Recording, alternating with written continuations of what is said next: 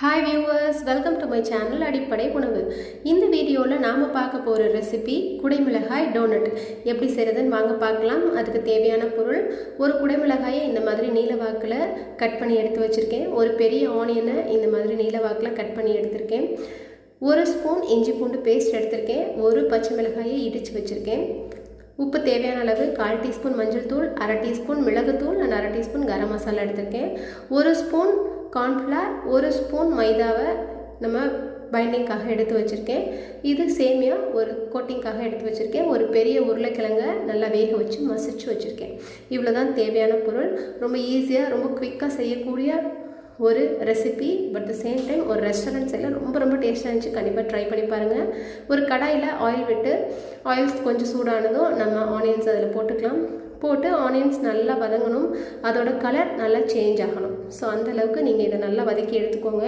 நம்ம மறுபடியும் இதை ஃப்ரை பண்ணும்போது உங்களுக்கு ஆனியன் வேகிறதுக்கு டைம் இருக்காது. அதனால் இதை நல்லா வதக்கி எடுத்துக்கோங்க. இதோட கலர் சேஞ்ச் ஆகணும். ஸோ அது வரைக்கும் நல்லா வதக்கிக்கோங்க. இது நிஜமாகவே ரொம்ப சூப்பராக இருந்துச்சு. ஒரு ரெஸ்டாரண்ட் ஸ்டைல் ரெசிபி மாதிரி இருந்தது. கண்டிப்பாக ட்ரை பண்ணி பாருங்கள். எங்கள் வீட்டில் செஞ்சு நிமிஷத்தில் இது காலி ஆகிடுச்சு. ஸோ கண்டிப்பாக ட்ரை பண்ணுங்கள்.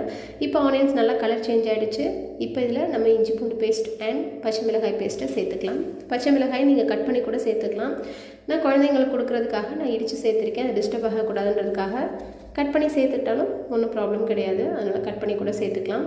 ஸோ இதை நல்லா வதக்கி எடுத்துக்கோங்க. இந்த இஞ்சி பூண்டு பேஸ்ட் அண்ட் பச்சை மிளகாயோட பச்சை வாசனை போகிற வரைக்கும் நல்லா வதக்கி எடுத்துக்கோங்க.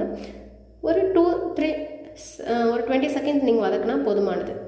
அதுக்கப்புறம் நம்ம வெட்டி வச்சுருக்கிற குடைமிளகாயை அதில் சேர்த்துக்கலாம். இந்த மாதிரி நமக்கு நீல வாக்கில் கட் பண்ணும்போது நம்ம அதை பைண்ட் பண்ணுறப்போ நம்ம உள்ளே அது நல்லா மடங்கி நமக்கு 2-3 பைட்டுக்கு அந்த கேப்சிகம் கிடைக்கும். அதுக்காக நான் நீல வாக்கில் கட் பண்ணியிருக்கேன். நீங்கள் குட்டியாக வேணும்னா கூட கட் பண்ணிக்கலாம். பட் இது ரொம்ப நல்லா இருந்தது. அதனால் எப்படி வேணுமோ அதுக்கேற்ற மாதிரி நீங்கள் உங்களோட குடைமிளகாயை கட் பண்ணிக்கலாம். ஸோ கட் பண்ணி இதை நல்லா வதக்கிக்கோங்க. குடைமிளகாய் நல்லா வேகணும். ஏன்னா அடுத்து நம்ம உருளைக்கிழங்கு சேர்க்க போகிறோம். அதை ஆல்ரெடி வேக வச்சு எடுத்து மசிச்சு வச்சுருக்கேன். அதனால் நீங்கள் அது வேகிறதுக்கு டைம் தேவையில்லை. அதனால் குடைமிளகாய் நல்லா வேகணும். ஒரு மூடி போட்டு ஒரு 5 மினிட்ஸ் மீடியம் ஃப்ளேமில் வச்சு நல்லா குக் பண்ணி எடுத்துக்கோங்க. ஒரு 5 மினிட்ஸ் ஆகிடுச்சு. இப்போ எப்படி குக் ஆகிருக்குன்னு பாருங்கள். ஸோ கேப்சிகம் சூப்பராக வெந்து வந்திருக்கு. நல்லா வெந்த இந்த கேப்சிகம் வெந்ததுக்கப்புறம் நம்ம எடுத்து வச்சுருக்கிற நம்மளோட உருளைக்கிழங்கு மசிச்சதை நம்ம இதில் ஆட் பண்ணிக்கலாம். ஸோ ரொம்ப டேஸ்ட்டாக ரொம்ப ஹெல்த்தியாக ரொம்ப சூப்பராக இருந்துச்சு. கண்டிப்பாக ட்ரை பண்ணி பாருங்கள். ஸோ உருளைக்கிழங்கையும் போட்டு இது எல்லாத்தையும் ஒன்றா சேர்த்து மர்ஜ் பண்ணிக்கோங்க. ஃபுல்லாக மர்ஜ் ஆகணும். இந்த குடைமிளகாய், இந்த ஆனியன்ஸ், இந்த உருளைக்கிழங்கு எல்லாம் சேர்ந்து ஒரே கலவையாக ஆகணும். அந்த அளவுக்கு நல்லா கைவிடாமல் எல்லாத்தையும் சேர்த்து நல்லா மிக்ஸ் பண்ணி எடுத்துக்கோங்க. அது எடுத்ததுக்கப்புறம் நமக்கு தேவையான மசாலா பொருட்களை இதில் சேர்த்துக்கலாம். ஸோ இப்போ பார்த்தீங்கன்னா இதை நல்லா கிளறி எடுத்ததுக்கப்புறம் இந்த மாதிரி இருக்கும். இதில் நம்மளோட மசாலா பொருட்களை சேர்த்துக்கலாம். உப்பு தேவையான அளவு, 1/4 டீஸ்பூன் மஞ்சள் தூள், 1/2 டீஸ்பூன் மிளகுத்தூள், 1/2 டீஸ்பூன் கரம் மசாலா சேர்த்து இதை நல்லா கலக்கி விடுங்க. இப்போ நமக்கு எல்லா பொருளுமே வெந்துருச்சு. இந்த மசாலாவோட அந்த ராஸ்மெல் போகணும். அதுக்காக மறுபடியும் ஒரு 2-3 மினிட்ஸ் நீங்கள் வச்சு எடுத்திங்கன்னா போதுமானது. லோ ஃப்ளேம்லேயே வச்சு ஒரு 2-3 மினிட்ஸ் இதை நீங்கள் வச்சு எடுங்க. அதிலே நமக்கு இது எல்லாமே சேர்ந்து நல்லா மர்ஜ் ஆகி குக் ஆயிரும். ஸோ இது நல்லா கலர் சேஞ்ச் ஆகி வரும். நீங்கள் நல்லா சேர்த்ததுக்கப்புறம் இந்த மாதிரி இப்போ நீங்கள் கிளறி விட்டிங்கன்னா ஒன்று திரண்டு வரும். இப்போ நான் பெரட்டுறேன் பார்த்தீங்களா? ஸோ அப்படி பெரட்டும் போது எல்லாம் ஒன்று சேர்ந்து ஒரே கலவையாக ஒரே பேஸ்ட்டாக அப்படியே சேர்ந்து வரும். அப்படி வந்ததுன்னா நமக்கு கரெக்டான பதம் கிடச்சிச்சு. இப்போ நம்ம ஃப்ளேம் ஆஃப் பண்ணிவிட்டு நம்ம அடுத்து இதை டோனட் செய்கிறதுக்கு ஸ்டார்ட் பண்ணலாம். இதை எடுத்து ஒரு ஓரமாக நல்லா ஆற வச்சுருங்க. ஆற வச்சதுக்கப்புறம் தான் இதை நம்ம டோனட் மாதிரி தட்டிக்க முடியும். அதனால் இதை நல்லா ஆற வச்சு எடுத்துக்கோங்க. இப்போ ஒரு பாத்திரத்தில் அந்த 1 ஸ்பூன் மைதா, 1 ஸ்பூன் கார்ன்ஃப்ளவரை கொஞ்சமாக தண்ணி விட்டு நல்லா கரைச்சி எடுத்துருக்கிறேன். நான் பைண்ட் பண்ணுறதுக்காக. அடுத்தது கோட்டிங் கொடுக்கறதுக்காக நான் சேமியா எடுத்து வச்சுருக்கிறேன். கடைசியாக உங்களுக்கு பிரெட் க்ரம்ஸ்லையும் இதை நான் போட்டு காமிக்கிறேன். ஸோ உங்களுக்கு எது பிடிச்சிருக்கோ நீங்கள் அதை ஃபாலோ பண்ணிக்கலாம். சேமியா எல்லார் வீட்லேயும் இருக்கும். நான் எடுத்துருக்கிறது பாயச சேமியா தான் எடுத்திருக்கேன். நீங்கள் நார்மல் சேமியா கூட எடுத்துக்கலாம். இப்போ நம்ம செஞ்சு வச்ச இந்த மசாலாவை நல்லா உங்களுக்கு எந்த ஷேப்பில் வேணுமோ அந்த ஷேப்பில் இதை நீங்கள் ஷேப் பண்ணிக்கலாம். ஒன்று ஸ்கொயராகவோ இல்லை ரெக்டாங்கிளாவோ இல்லை சர்க்கிளாவோ பண்ணிக்கலாம். நான் சர்க்கிள் ஷேப்பில் தான் பண்ணுறேன். இந்த மாதிரி உங்களுக்கு எந்த ஷேப்பில் வேணுமோ உள்ளங்கையில் வச்சு அந்த ஷேப்பில் அதை அரேஞ்ச் பண்ணிக்கோங்க.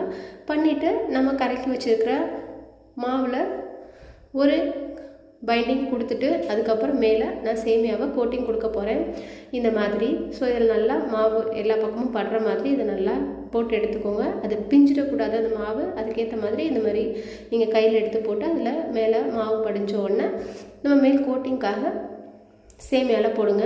சேமியா நான் உங்களுக்கு வீடியோக்காக ரைட் ஹேண்டில் போட்டிருக்கேன். நீங்கள் ஒரு ஸ்பூன் வச்சோ இல்லை ஒரு கரண்டி வச்சோ அந்த சேமியாவை மேலே ஸ்ப்ரெட் பண்ணுங்கள். அப்போ தான் சேமியா வந்து ஈரமாயிடாமல் இருக்கும் அதுக்காக. ஸோ இந்த மாதிரி நல்லா சேமியா எல்லா பக்கமும் ஒட்டுற மாதிரி பண்ணிவிட்டு இதை நீங்கள் ஆயிலில் போட்டு ஃப்ரை பண்ணி எடுக்க வேண்டியதான். நீங்கள் ஷாலோ ஃப்ரையும் பண்ணிக்கலாம், டீப் ஃப்ரையும் பண்ணிக்கலாம். நான் ஒரு கடாயில் ஆயில் வச்சு இந்த மாதிரி போட்டு எடுக்கிறேன். ஸோ நான் ஷாலோ ஃப்ரை தான் பண்ணுறேன். இந்த மாதிரி போட்டு மீடியம் ஃப்ளேமில் வச்சுக்கோங்க. ரொம்ப ஹையில் இருக்க வேண்டாம். நீங்கள் கொஞ்சம் மீடியம் ஃப்ளேமை விட அதிகமாகவே கூட வச்சு ஃப்ரை பண்ணி எடுத்துடலாம். ஏன்னா உள்ளே வச்சுருக்கிற பொருள் எல்லாம் ஆல்ரெடி வெந்த பொருள். அதனால் உள்ளே வேக வேண்டிய அவசியம் இல்லை. மேலே இருக்கிற பொருள் வெந்தால் போதும். ஸோ ஹை ஃப்ளேமில் வச்சு கூட நீங்கள் உடனே திருப்பி பரட்டி விட்டு எடுத்துடலாம். ஸோ மறுபடியும் அடுத்ததையும் அதே மாதிரி எல்லா மாவையும் நம்ம எல்லா மசாலாவையும் இந்த மாதிரி நம்ம கோட் பண்ணி எடுத்து ஃப்ரை பண்ணி எடுத்துக்குவோம். நான் ஃபஸ்ட்டு சேமியாவில் உங்களுக்கு ஒரு டைம் போட்டு காமிக்கிறேன். அடுத்தது பிரெட் க்ரம்ஸ் வச்சு போட்டு காமிக்கிறேன். இதே ப்ரொசீஜர் தான். நீங்கள் ஷேப் பண்ணிவிட்டு மாவில் போட்டு டிப் பண்ணி அதுக்கப்புறம் நீங்கள் கோட்டிங் சேமியா கொடுக்குற மாதிரி பிரெட் க்ரம்ஸை கொடுக்க போகிறீங்க. ஸோ ரொம்ப ரொம்ப ஈஸியாக அதே மாதிரி தான் செய்ய போகிறீங்க. பட் பிரெட் க்ரம்ஸோ இல்லை சேமியாவோ நீங்கள் எதை கோட் பண்ண கொடுக்குறீங்களோ அதுக்கு நீங்கள் வேறு ஒரு கரண்டியோ இல்லை இன்னொரு கையவோ யூஸ் பண்ணி அது மேலே ஸ்ப்ரெட் பண்ணுங்கள். அப்போ தான் நமக்கு அந்த பொருள் கட்டி கட்டி ஆகாமல் இருக்கும். இந்த மாதிரி நீங்கள் கையிலே யூஸ் பண்ணிங்கன்னா கட்டி கட்டி ஆகிடும்.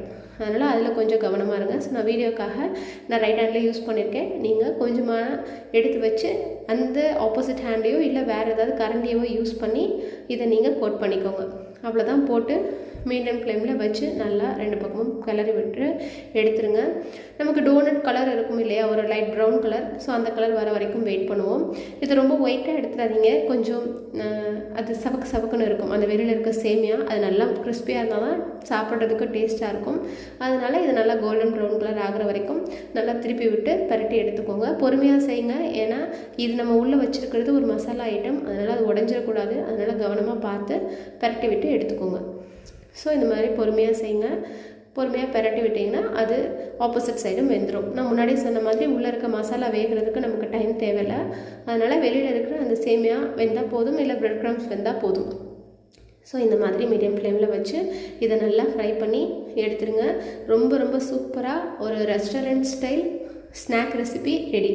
ஸோ கண்டிப்பாக நீங்கள் செஞ்சு கொடுத்து அசத்துங்க உங்கள் வீட்லேயும். எங்கள் வீட்டில் எல்லோரும் அசந்துட்டாங்க.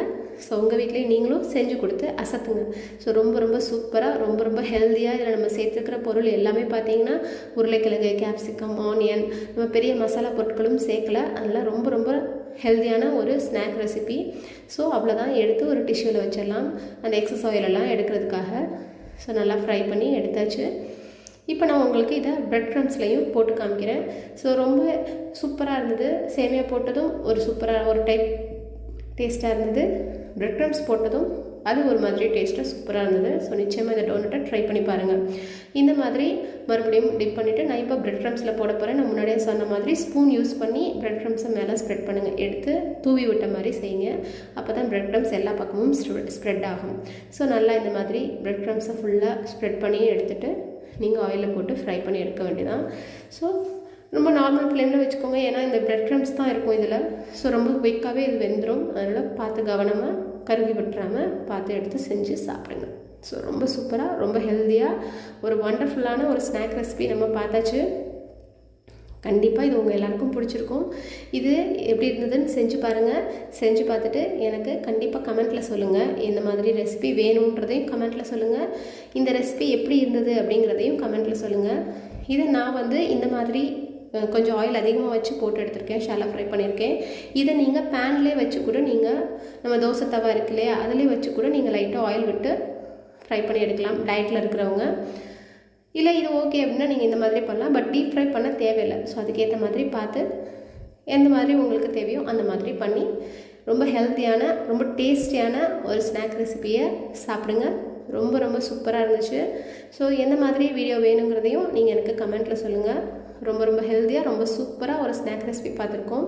மீண்டும் அடுத்த வீடியோவில் இன்னொரு புது ரெசிபியோடு நான் உங்களை மீட் பண்ணுறேன். Until then, bye viewers.